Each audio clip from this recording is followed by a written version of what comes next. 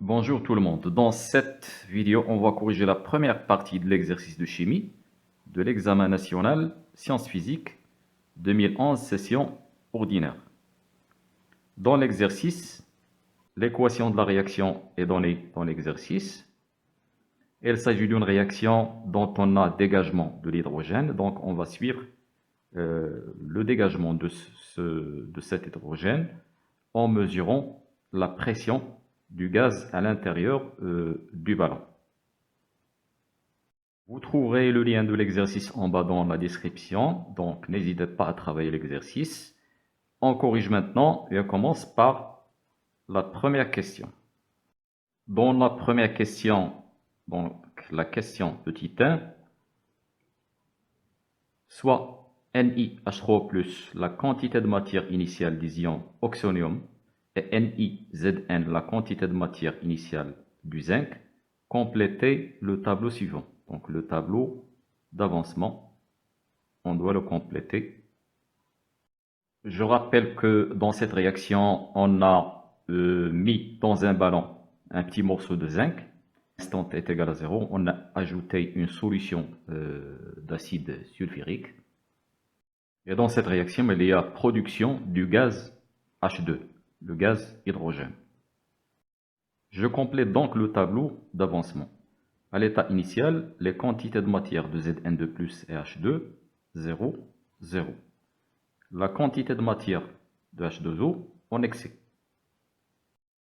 À l'état intermédiaire, pour Zn, c'est Ni de Zn moins X.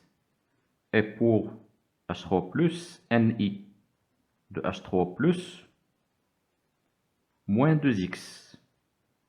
Donc le coefficient stoichiométrique de H3+, on a la 2, donc c'est moins 2X. Pour Zn2+, c'est X, H2, X.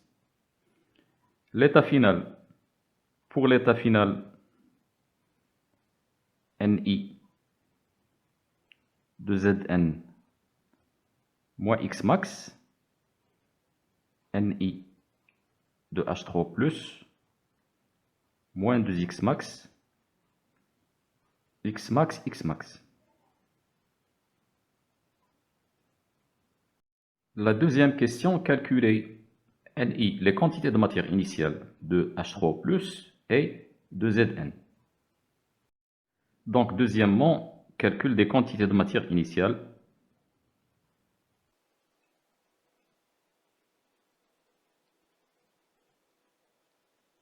Je commence par la quantité de matière des ions H3+, Ni H3+,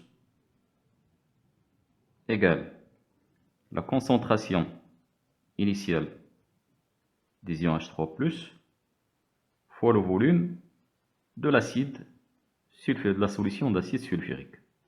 En application numérique, la concentration des ions H3+, c'est 0,4 mol par litre, multiplié par le volume VA, qui est de 75 millilitres, et que je dois convertir en litres, 10 puissance moins 3.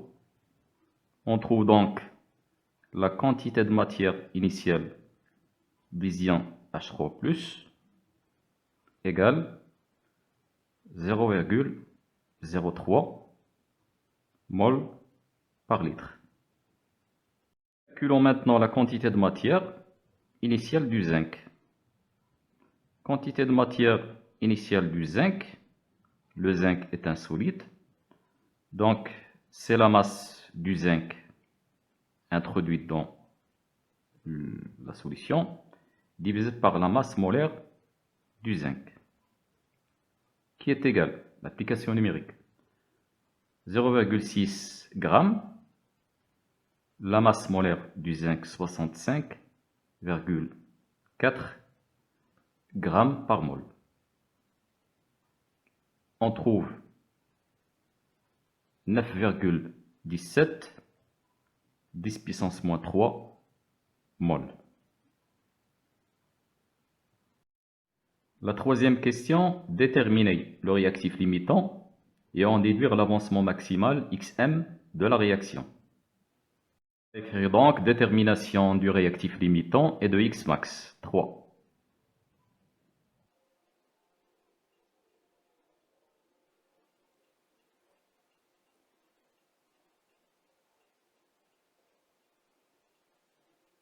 Pour déterminer le réactif limitant, je fais deux suppositions. La première, si Zn est le réactif limitant.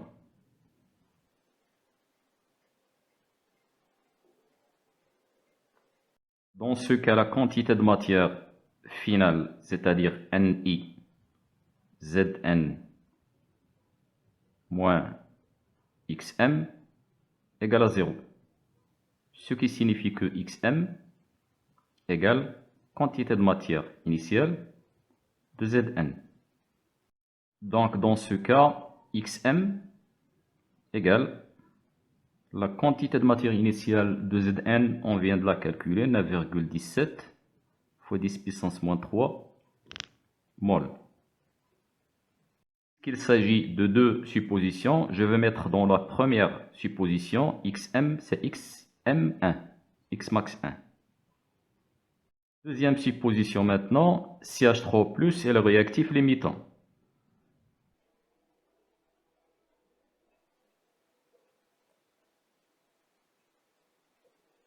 Dans ce cas, la quantité de matière initiale de H3+ moins 2xm égale à 0.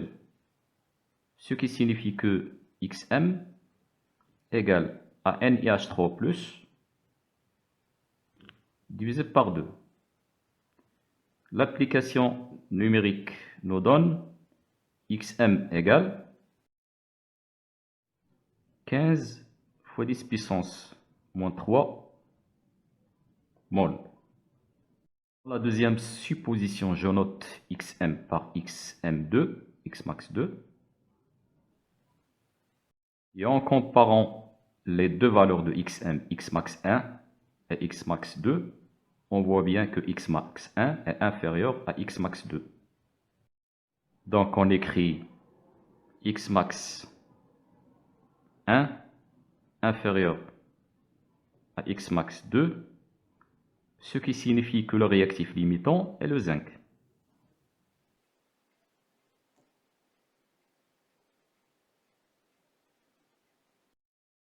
Et l'avancement maximal, c'est l'avancement qui correspond à Zn, c'est-à-dire xm égale 9,17 fois 10 puissance moins 3 mol.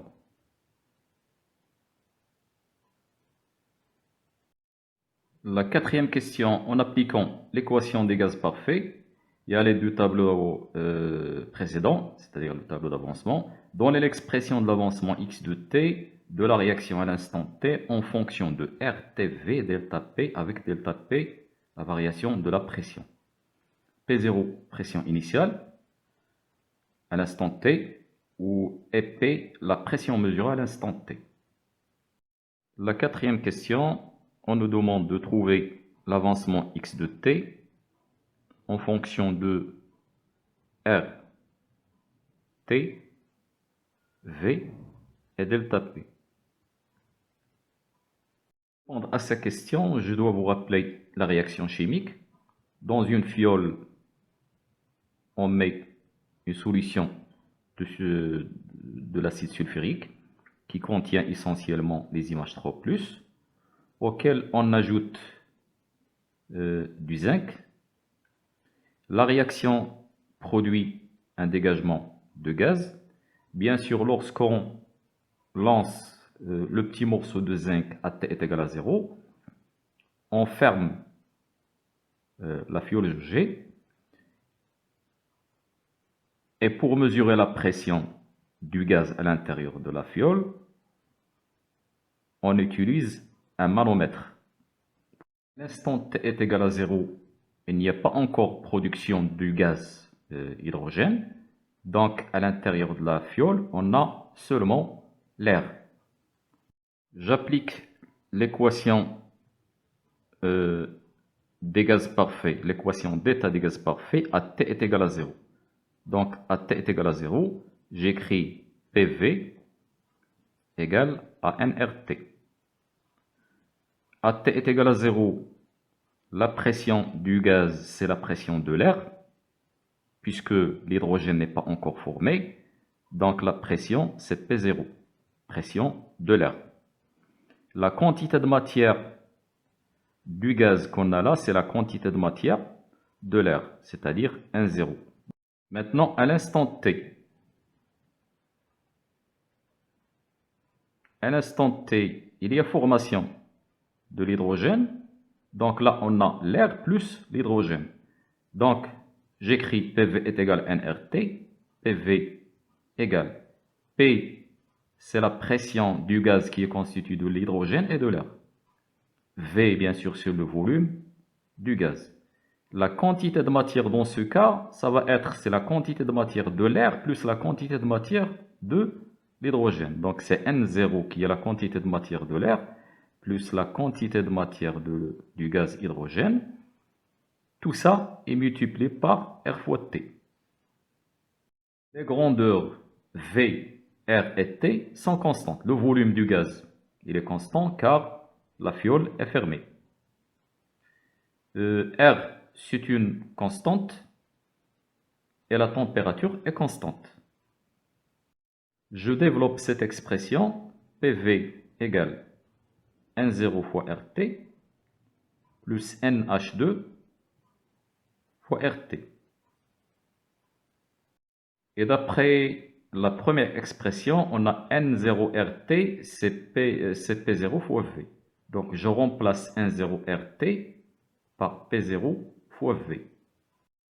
J'écris PV égale, je remplace N0RT par P0 fois V plus NH2 fois RT, que j'écris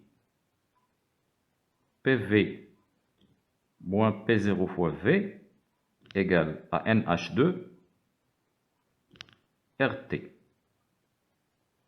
Je factorise avec V, P moins P0 fois V égale à NH2 RT. Et les données P moins P0, c'est delta P, donc fois V. Et d'après le tableau d'avancement, NH2, c'est X de T, fois RT, que j'écris donc X de T égale delta P fois V divisé par RT. L'expression demandée. La cinquième question, soit delta P max égale P max moins P0, la variation de la pression maximale, montrez la relation suivante. Donc la cinquième question, montrons la relation.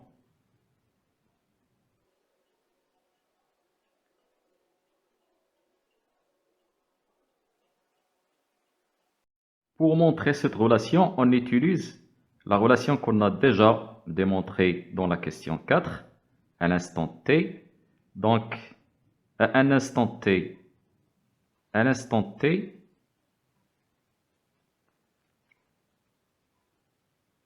on a x de t qui est égal delta p fois v divisé par rt. Et on écrit la même expression, mais cette fois-ci à l'instant final, à l'instant t max. Dans ce cas, x va être x max, qui est égal delta p va être delta p max fois v divisé par r fois t. Je rappelle que les grandeurs v, r et t sont constantes. Les deux équations, je le numérote 1, 2 et je divise 1 par 2. Donc 1 divisé par 2 donne x de t sur x max qui est égal, quand je divise delta p v sur rt par delta p max v sur rt, v, r et t vont se simplifier. Il reste delta p divisé par delta p max. On peut écrire donc x de t égale x max delta p divisé par delta p max. Et c'est la relation demandée dans la 5e question. La 6e question. Dans cette question, on nous donne le tracé de delta p en fonction de t et on nous demande de déterminer graphiquement le temps de demi-réaction, t1 demi. C'est que par définition, t1 demi correspond à x final sur 2, à la moitié de l'avancement final. Mais dans notre cas, on n'a pas x en fonction de t, mais delta p en fonction de t. Donc, il faut calculer la valeur de delta p qui correspond à x final sur 2. Donc, sixièmement, détermination de t1 demi.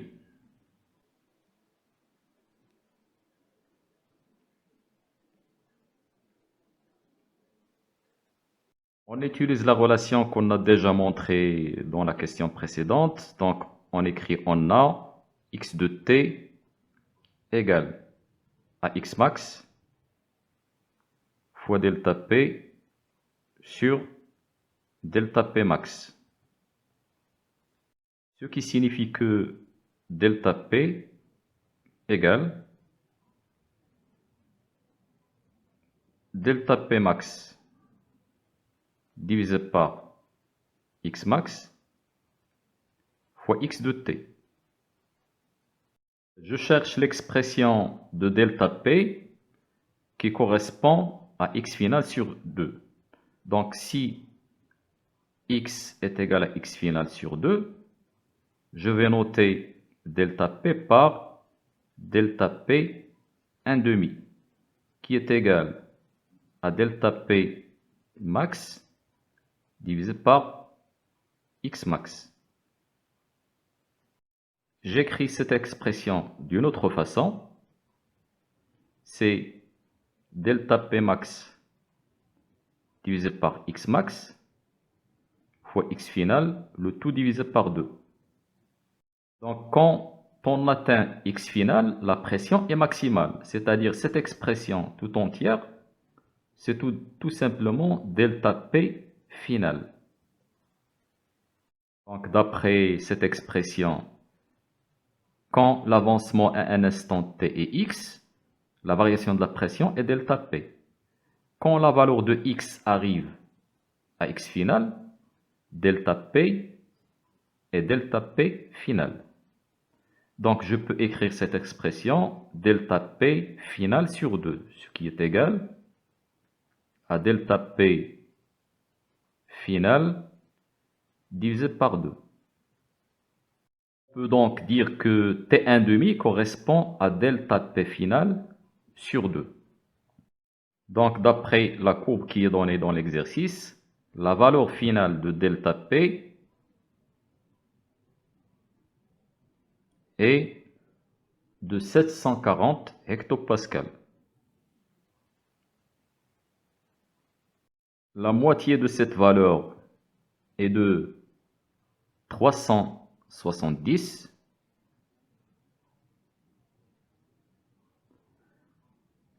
Le temps qui correspond à cette valeur est 40.